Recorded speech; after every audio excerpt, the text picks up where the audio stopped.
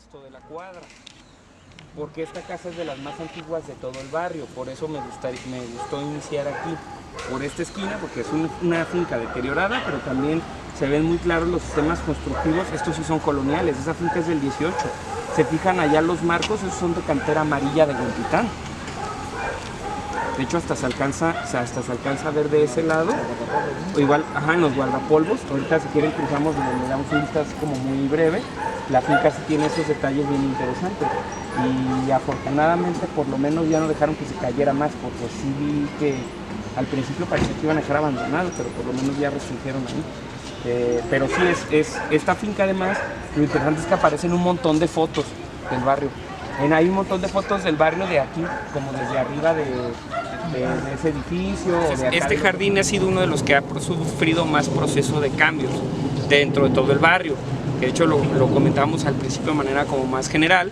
¿Por qué? Porque este jardín, en realidad, antes el atrio llegaba bastante más para acá, y la plaza, pues en realidad era como una plazuela. Era como la plazuela del mercado o de transición del barrio originalmente. Entonces, originalmente esta fue una explanada sin vegetación. De hecho, en las fotos más antiguas de 1890, 1900, esta plaza nunca tiene vegetación. O sea, era una plaza típica colonial sin árboles. O sea, nosotros nos imaginamos las plazas bonitas con árboles, pero eso es muy del 19 para acá, que las plazas se convierten en jardines públicos. Y esto sería más bien un atrio, y probablemente la plaza se usaba para varios propósitos, desde corridas de toros como la de Plaza de Armas, algunos tianguis, también el tema de procesiones. Y se acuerdan, en la sesión que vimos fotografías, había una foto en la que se veía una barda atrial aquí. Entonces esa barda atrial era de arcos invertidos y tenía las estaciones del Vía Crucis, muy parecido a como está todavía el atrio de Cajititlán. Entonces probablemente se usaba todo el espacio para las procesiones original. Entonces, bueno, estamos en el templo de San Sebastián de Analco. La parte más antigua pues es la cruz atrial. No se sabe la fecha exacta, pero la tipología de la cruz es muy notoriamente diferente del resto, inclusive la cantera. No necesita uno ser experto en iconografía o en arquitectura para notar que es muy diferente el tallado, la forma de la cantera. Es todavía más esquemática, probablemente sea de finales del 16, principios del 17. No hay una fecha exacta, pero la decoración es fitomorfa, o sea, tiene algunos elementos de la pasión, el letrero de INRI, de Jesús Rey de los Judíos, la corona de espinas, la escalera y demás, mezcladas con elementos fitomorfos o con flores. Entonces esto sí es todavía medio tequitqui, tiene una influencia fuerte del arte tequitqui colonial, ¿no? De lo que ya habíamos visto, de este arte sincrético. Y el edificio originalmente, también como se comentó en clase, era originalmente nada más esta parte. Entonces era una iglesia típica de las que se construyeron durante todo el siglo XVII, XVIII en el Valle de Atemajac, que eran estas capillas pequeñas de 3 naves o pequeñas basílicas, que están imitando la planta arquitectónica de la catedral y de los primeros conventos. Irónicamente, los primeros conventos de Jalisco, de aquí del centro de Jalisco, van a ser de planta basilical y no de planta solitaria. Generalmente solamente tienen una planta o una sola nave los edificios del 16. En cambio, el convento de Tonalá, el convento el de Tlajomulco y probablemente el de Tetlán, en algún momento tuvieron 3 naves, pero el de Tetlán desapareció. Entonces, la parte original del templo es esta, y se fijan hasta el trabajo de la cantera es diferente del resto de las naves. Entonces, originalmente tenemos las 3 navecitas aquí paralelas, la fachada principal, y al centro vemos un mono ahí que está parado solo, es San Sebastián. También la advocación del santo, San Sebastián, San Miguel, Santiago, son santos muy coloniales. Son santos cuya devoción era muy fuerte al inicio del siglo XVI. Por eso van a seguir durante la época colonial. Entonces hasta la advocación nos da una pista. Y como habíamos visto en el curso, este es el barrio de Los Cocas. Tenía originalmente 2 barrios Tetlán, y cuando se funda Analco se sigue el mismo patrón. Entonces sería el barrio Joca es y el barrio Tecueje es San José, que vamos a ver después. Entonces igual, si quieren, nos vamos acercando a la fachada, y ese elemento de la torre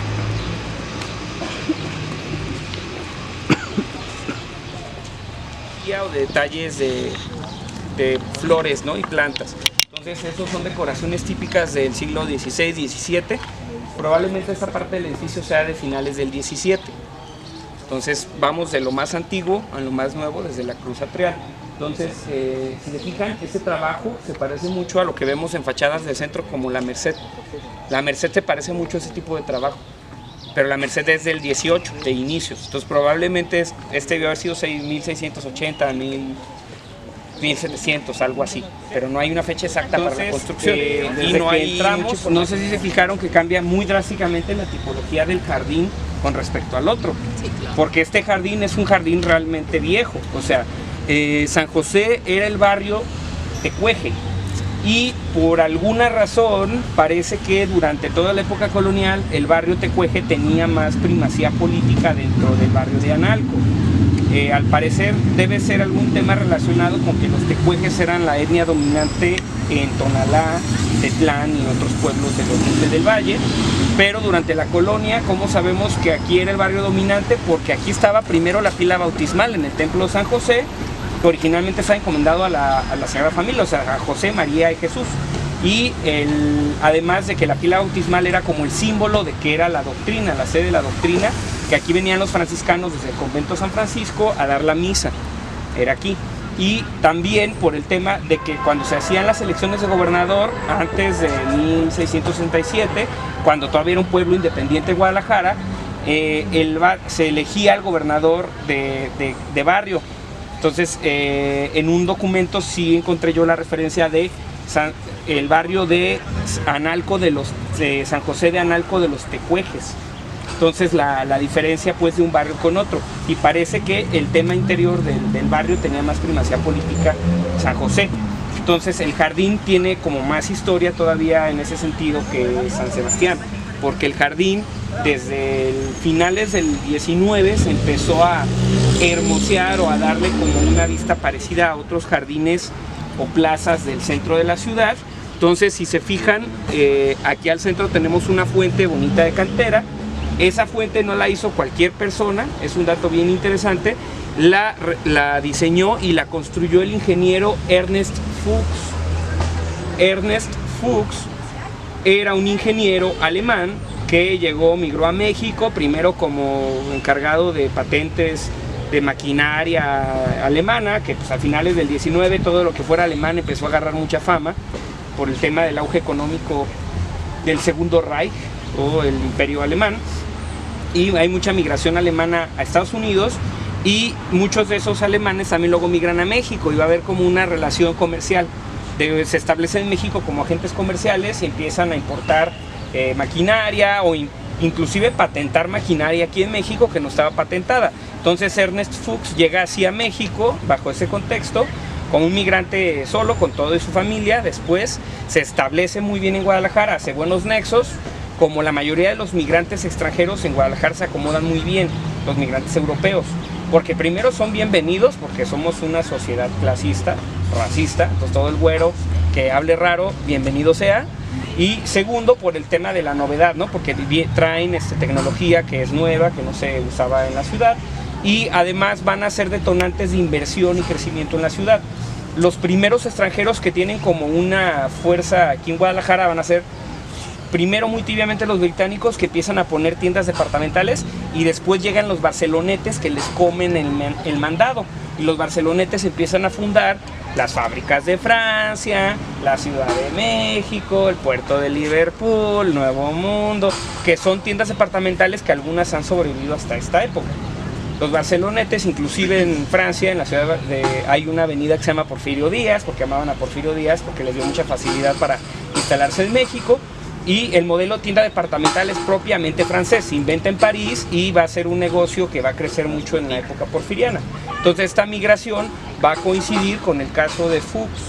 Entonces Fuchs, cuando establece en Guadalajara, se va a empezar a asociar con los otros extranjeros, en especial con los barcelonetes o franceses, como se conocían de manera genérica, y va a ser a tal grado que funda la colonia francesa en 1895-96, con capital de los barcelonetes. Por eso se llama colonia francesa, porque no era de franceses, era con lana de franceses.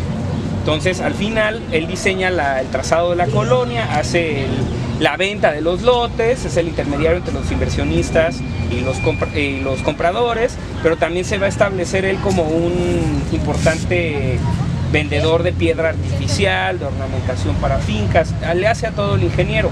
Entonces, en la construcción, uno de los elementos que se conservan aquí en Analco, pues es la fuente.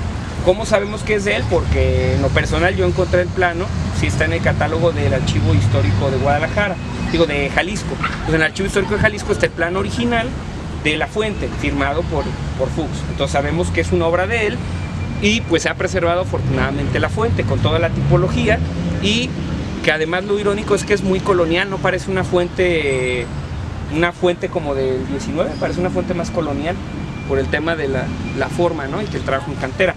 Y obviamente esta parte nuclear del jardín, si se fijan, tiene como una forma de círculo. Es muy típico de los jardines porfirianos. Entonces, obviamente, a la par de la fuente, debió de haberse hecho esta propuesta de bancas alrededor. O sea, esto lo podemos ver en la Alameda, en la Ciudad de México, en Santa María de la Ribera, etc. Entonces, esto también es importante porque es uno de los pocos jardines en Guadalajara que conserva su tipología porfiriana original. Ya ni la Plaza de Armas. La Plaza de Armas le dieron en la torre, ¿no? Completamente, o sea, la forma de la Plaza de Armas es de los 50, 60, nada que ver con la tipología de porfiriana. En cambio, esta sí se ha conservado. Entonces la idea del farol con las banquitas, donde la gente se sienta en medio como a tener vida social o a ver quién pasa y chismear sobre él, pues sí es muy porfiriano. Ya lo que se le ha ido agregando después en los 40s, pues se va extendiendo el jardín. Pero lo que sí sabemos que mínimo desde 1949 no ha cambiado la tipología del jardín en su conjunto, salvo remodelaciones mínimas de vegetación, pero hasta el tema de unas canchitas ya está desde los 40. En la fotografía era del 49 ya está. Entonces el núcleo del jardín pues es la fuente, esta parte que es porfiriana, y lo demás se ha ido remodelando muy poco, afortunadamente. Entonces hace no muchos años que se le dio como una manita de gato y se conservó este tema del mosaico muy de aquí de Guadalajara. Entonces entra uno y sube uno un nivel. Habría que ver la historia del atrio porque las fuentes documentales dicen que aquí estuvo otra capilla antes. Entonces hay que ver si no hicieron nada más que tumbar la capilla y rellenar y construir sobre de esto, porque este nivel es muy notoriamente alto comparado con la calle, o sea, es casi 1 metro o más. Entonces, bueno, el templo, como vimos en el curso, es de finales del 18, 1797, 99, cuando se empieza a construir, y la parte original, donde sí se ve muy claramente la arquitectura barroca, pues es la fachada, ¿no? Específico la portada, que si le ponen atención, la portada tiene mucha similitud en trabajo de cantera y la iconografía con San Felipe Neri. O sea, es muy similar el trabajo de la cantera, en especial de las columnas, los nichos, es muy similar. Ya es un barroco tardío, o sea, es un barroco no churrigueresco porque no tiene estípite, pero sí tiene esta carga muy fuerte de ornamentación que es típica del barroco tardío. Y pues por alguna razón nunca se terminó como el remate, o sea, no sabemos cómo iba a ser el remate original, porque ese remate es completamente neoclásico, nada que ver con el resto del edificio. ¿Alguna decisión de un párroco como siempre? Alguna decisión probablemente del siglo XIX, o sea, en algún momento del siglo XIX se decidió dejar así, porque esto ya en fotos de 1890, 1900 ya está así.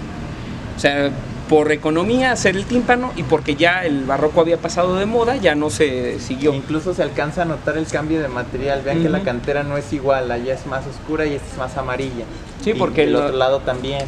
En el 19 se acaban las canteras de Huentitán, se empiezan a agotar, y bueno, la torre que también es posterior, pero si se fijan, tiene 2 cubos, quiere decir que originalmente el templo estaba proyectado con 2 torres. ¿Por qué? Porque esta iba a ser la sede de toda la parroquia. La parroquia de Analco incluía no nomás aquí San Sebastián y San José, y llegaba hasta Tetlán. Incluía pedazos también de Huentitán y pedazos de Tlaquepaque.